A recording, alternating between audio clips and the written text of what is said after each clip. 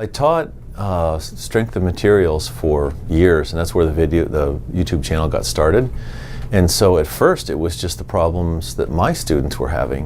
Whenever they'd get stuck with something, I'd shoot a quick video. And the very first one I shot got 500 hits quickly. And you didn't have to be too bright to figure it. 73 people didn't hit this video 500 times. Somebody else is watching this. Well, originally, the students in my class wanted some way to record lectures. And I tried recording the whole lecture, I tried recording problems, and it just didn't work. It wasn't a good format for it. So I thought, well, it can't be that hard to do a YouTube channel. So I shot one video with that old little camera, and that's the one that started getting hits. So it started out me trying some things that didn't work to find this YouTube channel idea. It did work. If you look at the old videos, the lighting is just horrible. Actually, the audio wasn't that good either. And as time went by and I started thinking, well, there's got to be a better way to do this. I got a better camera. And fairly recently, one of the professors here, Carlos Morales, helped me out. Some of his grad students came down and they set up these nice LED lights that you see up here right now. And there's some reflectors over here. This is a lot better than it used to be. There's really two ways to do this. One is lots of production value, animations, lots of setup, and when the people who do this get lots of hits, it's not uncommon to see people get hundreds of thousands of hits on a fairly technical video. The other way to do it is what I'm doing, where I can set up and shoot a video in an hour or two, and I can turn them around very quickly. So there's not a lot of production value. It's just me standing at my board with some little demo pieces, some hardware, and then running through what amounts to basically a homework problem. And because I can turn them around so fast, I can respond to needs much more quickly. To this day, I have no idea how people find these videos. They must be doing searches or something. The first time a user or a viewer contacted me was from Austria.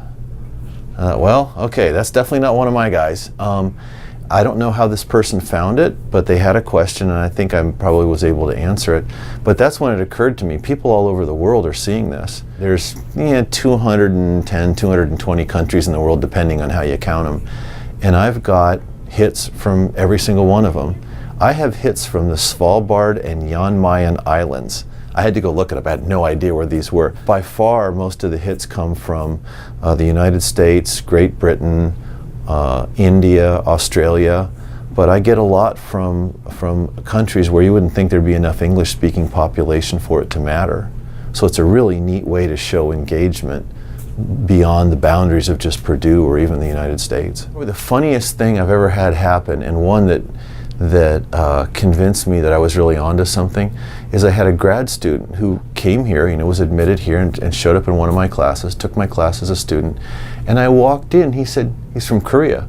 He said, "You're the YouTube guy." And I said, "Well, I'm one of the YouTube guys." He goes, "We watch your videos in Korea, we all know you."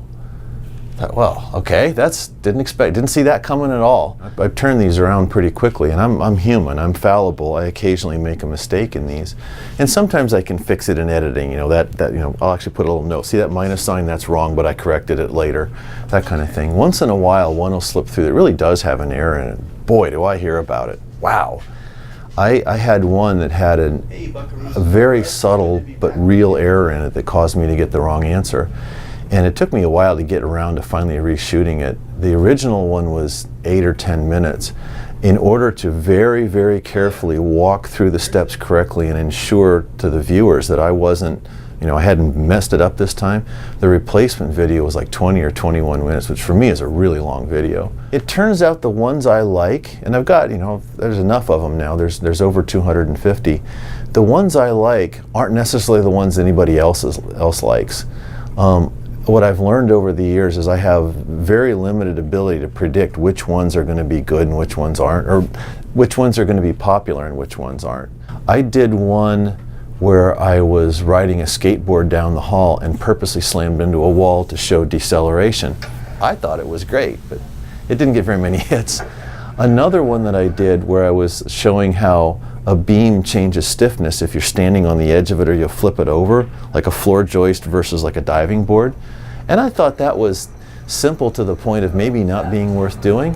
Oh, that one was a big hit. So it's one of these things. I finally just decided that the viewers are right. Whatever they like, And if that's, they'll tell me what I need to do to reach them. And as long as I'm respectful of that, respect their needs, and trust that they'll tell me, everything works out great. Hey buckaroos and buckarettes, it's good to be back with you, and today I want to show you how to calculate the area moment inertia of a C-beam. Now that's a beam that's got a cross-section shape. I've thought a lot about whether I want to change how I do the videos, whether I want to go to a more sophisticated production setup, and I don't think I do. The videos would look a lot cleaner, a lot more produced than they do now, but there'd be a lot fewer of them, and I wouldn't be nearly as responsive to the viewers. I like what I'm doing now.